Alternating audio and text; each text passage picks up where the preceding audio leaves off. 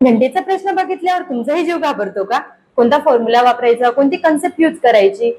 पेपरला हा क्वेश्चन आल्यावर तुमचाही जीव घाबरतो का? तर आता अजिबात जीव घाबरू नका देऊ. हा प्रश्न मी तुम्हाला स्टेप बाय स्टेप कसा सोडवायचा ते ह्या व्हिडिओमध्ये सांगणार आहे. त्याच्यामुळे व्हिडिओ स्किप न करता पूर्ण बघा, म्हणजे तुमचे असे प्रश्न आल्यावर परीक्षेत अजिबात जीव घाबर. मग बघा हा क्वेश्चन कसा सोडवायचा. तर एकदम सोपा प्रश्न आहे. बघा काय सांगितलं होतं, 1 घंटा तर 18 मिनिटांनी वाजते. 18 मिनिट घेतले याच्यामध्ये, बरोबर. त्याच्यानंतर काय सांगितलं, दुसरी घंटा तर 24 मिनिटांनी वाजते. 24 पण घेतला. तिसरे काय विचारलं, तिसरी घंटा तर 32 मिनिटांनी वाजते.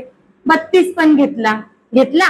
आता सिंपल घंटेचा प्रश्न आला म्हणजे आपण काय करतो, तर एलसीएम एचसीएफ चा वापर करतो. आता इथे आपल्याला काय काढायचं आहे, तर एलसीएम काढायचं आहे. मग बघा 18, 24, 32 कोणाच्या पाड्यात येतात रे? बघा बरं, मला तर वाटतं दोनाच्या पाड्यात येतात. कारण मला काय वाटतं, ही पण समसंख्या आहे, ही पण समसंख्या आहे, ही पण समसंख्या आहे. तिघी समसंख्या असल्यामुळे दोनाने भाग जातो.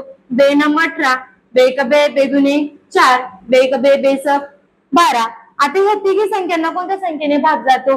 9ला 3ने जातो, 12ला 3ने जातो. 16ला 3ने जातो का? नाही जात.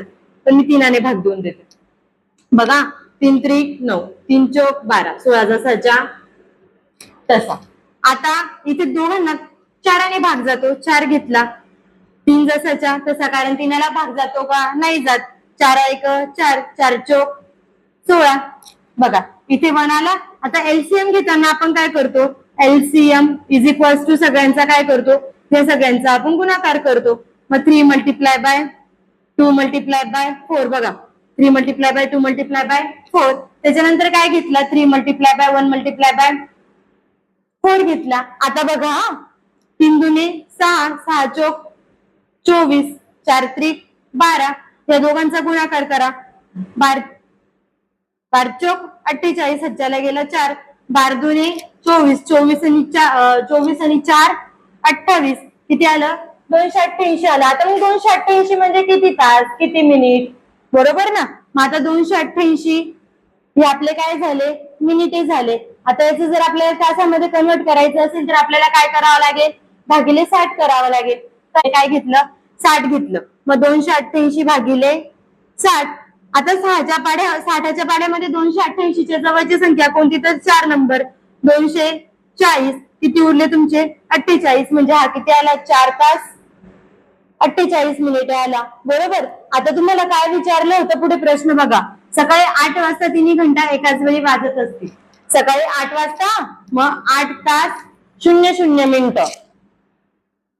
तर अन्य कोणत्या वेळी ते एकत्र वाजते? मग अन्य आपण हे काढलं ना.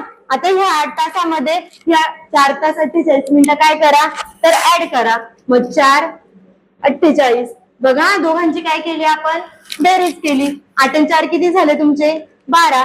इथे किती आला? 48. म्हणजे 12 तास 48 मिनिटं. ऑप्शन क्रमांक 2.